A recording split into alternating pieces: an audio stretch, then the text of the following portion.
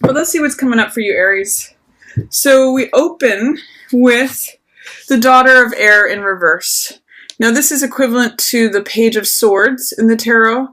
And the Daughter of Air, it's funny, the message I'm getting from this card is watch your words as April opens up, because the Page of Swords has to do with, first of all, swords represent thoughts, ideas, beliefs, communication, all that. So the page is usually the youngest of the court cards and represents inexperience in that field, or something that is still a child, something that's still learning, someone that is learning to wield that weapon.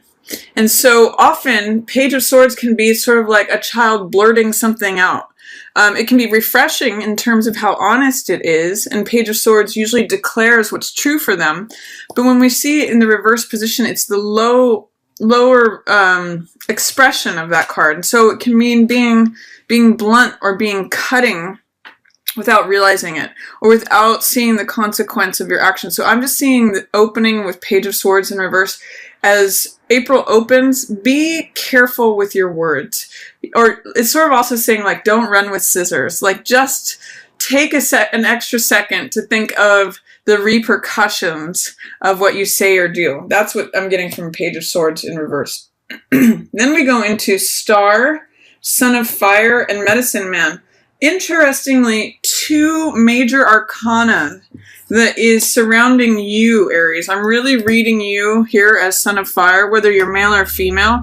This really just has to do with the Knight of Wands, or the Knight of Fire, who is someone who's willing to experiment with fire energy, someone who's willing to be courageous. On the high side, Knight of Wands is someone who is daring and bold and courageous and just goes for it and doesn't really think twice. He's fast-moving energy. He's just like all action. But on the low side, he can be like cocky, or, too risk-taking, or he can be overly foolish because he's just like, let's just burn it all down right now. Like, let's just go. He can be a little aggressive, or jump to conclusions and jump to arguments. So this is kind of saying cool it off, be a wise person. This is Magician energy, which is creating what you want, having a single focus, not being spread out in multiple directions. Like, this is the kind of guy who runs after like seven people, or seven different. Say if he's hunting, he's got a bow in his hands here. So say if he's running after 7 of these game animals, the wisdom of Magician says just pick one and go after that. Go after one goal. Don't spread yourself thin. Like, don't run in every single direction. You'll waste your energy and you won't get anything done. But Magician says, you can have anything you want. You just need to make a choice. You just need to focus on it and narrow it down to one singular thing. And then once you accomplish that, you can choose another thing. So, and also Star is saying, have hope. You can have anything you want. Just wish for it. So Magician and Star are very powerful energy, but they're also very wise energy, and they're very soft. I mean, Magician can be trickster energy. He usually represents Gemini or Virgo because he's ruled by Mercury. And this is usually Aquarian energy, Star, but they're both about having hope and faith in your dreams. This is about having hope in your dreams, and this is knowing how to implement or create those dreams. Having a vision is usually what Magician is about. And he says, abracadabra, what I say is what I create. So both of these are very hopeful, creative cards. And this is usually a card of action rather than, say, planning. And I'm kind of getting that these two are like the wise people informing you, Aries. Like, don't spin your wheels. Don't go in every single direction. Have hope that you can have what you want, and choose carefully. Choose wisely. Like, put your focus on one goal, and then your efforts will be well rewarded instead of just like frittered away, like running in all directions. So that's kind of the message that I'm getting there. This is saying, watch your words. Keep your eye on the prize. in many ways, Aries. Like, keep your eye on what you want to create, what your dreams are, what is it that you want to bring to yourself, and that's where you show up. Stay in the middle of that. You know, stay with your actions working towards, you know, your dreams here in the background. Keep those in mind as you go forward. So that's the opening of April for you. And for some of you, this is going to be around your birthday. But this whole month is an Aries birthday month. And then those of you who were Aries birthdays from the last, you know, week or so of March, this will also apply for you for April. What else do we have? 8 of Fire, Insight, along with Father of Earth and Daughter of Earth. So this is a nice combination. We have communication. For some of you, it may be literal. For some of you, it may be communication between a father and a daughter, whether you're the father or the daughter. What I see here with Insight, this is usually, again, having to do with communication. And what I'm seeing here is that as the moon gets into Aries and as the Mercury comes out of retrograde in the middle of the month, communication will start to flow again.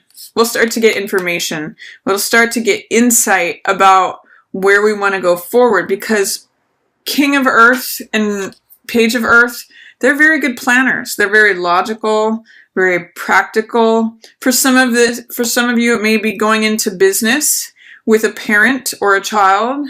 For some of you, it may be spending time with loved ones from your family or communicating with loved ones. I'm even getting, for some of you, it's communication with loved ones who have passed on.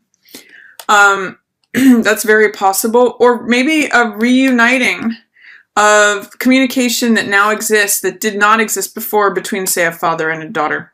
So it's a wonderful time, Aries, to communicate and to plan about where you want to go next. It's a wonderful time to be practical. That's what the earth element represents. Practical about what the next steps are. And I'm going to say it may be a slow moving energy, Aries. Even though it's now going forward instead of being held back, I see the wheel in reverse here. And when the wheel is in reverse, the wheel represents time and chance and luck. It's the small medicine wheel here. And wheel represents timing. So still saying that something is maybe not the right timing, or that you don't want to force something to go faster, or that you may not want to delay something, that you just need to allow it to unfold at its own natural pace. So when I see wheel in reverse, it makes me say, what are you trying to ask the world to do differently when it just wants to unfold at its own natural course? Are you trying to speed it up, or are you trying to slow it down? This is saying remove any doubts, fears, or resistance you have to letting things just unfold naturally as they should. Even release your ideas of how you think things should go is also what wheel in reverse says. Because, you know, the universe has its own order. It kind of knows, especially if you're dealing with a family member here, if there's new communication between family members. Don't have expectations of how it has to go. Let go of those. That's what the freedom of this eagle is on here. It's just like letting go, letting the divine guide it, especially in terms of timing and pace. Let the pace unfold naturally, because you will be going through a transformation at the end of April. A transformation that you may be resisting. This is the Death card in most decks. And it means letting go of something. There may be something that you need to let go of that you're having a hard time letting go of. But whenever I see that card, I always use this Buddhist phrase that says, let go or be dragged. There may be a transformation that you're resisting, but with transformation and the Tower card, this is called chaos here. This is, I mean, it's really interesting. You've got 4 major arcana cards that are about a big change, Aries. And this is your card here, the Emperor card. So this is the Aries card.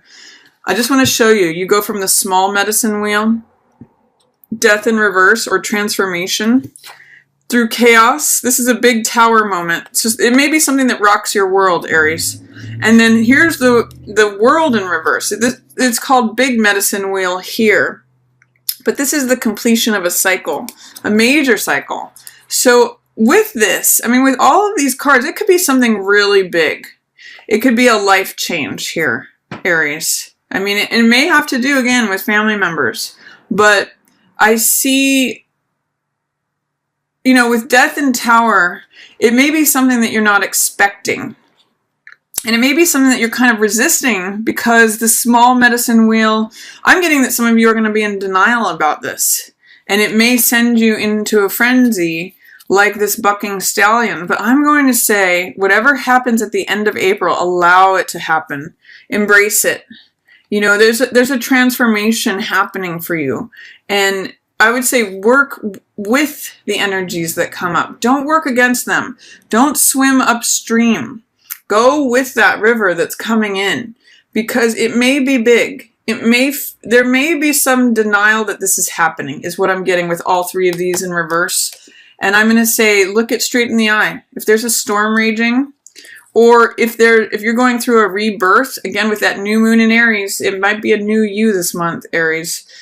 For some of you, it's going to be very transformational, and you won't be able to be the same person that you were once you go through this. So there's kind of there's something big happening for you. I mean, it's a new you emerging at the end of April. And here you are, you come out of it being in your own full authority. You end up being the one in charge. This is Emperor. They call it Grandfather here, but this is your card, Aries. And it's sort of just like being large and in charge. Emperor is the number 4 card. It represents stability, authority, rules, regulations, empire.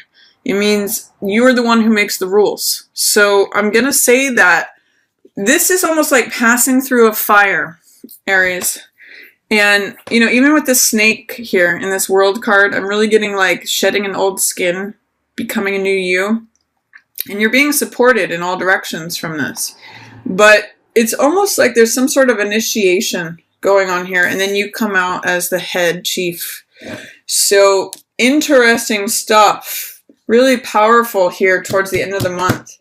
But stick with what your guides are telling you in terms of hope and what you would like to create, who you would like to become. And you go from this son of fire, you know, the young knight of fire, to this emperor. This is really the storyline of this month, is you go from being the person who is willing to experiment with the fire energy to someone who has it mastered. Someone who, you know, the buffalo walks by his side and he makes the rules. He has the wisdom for the rest of the tribe because he has gone through all this. So again, male or female, these cards are representing you, Aries. And I see you may even be relying upon someone in the middle of the month who has wisdom for where you want to go. You may have to talk to someone about what practical steps to take who has already done something like this before, because you have a major, what I'll call spirit quest, or you know, it's called the Vision Quest deck. So you have a major vision quest towards the end of the month that really helps you develop into this emperor, the person you are, Aries.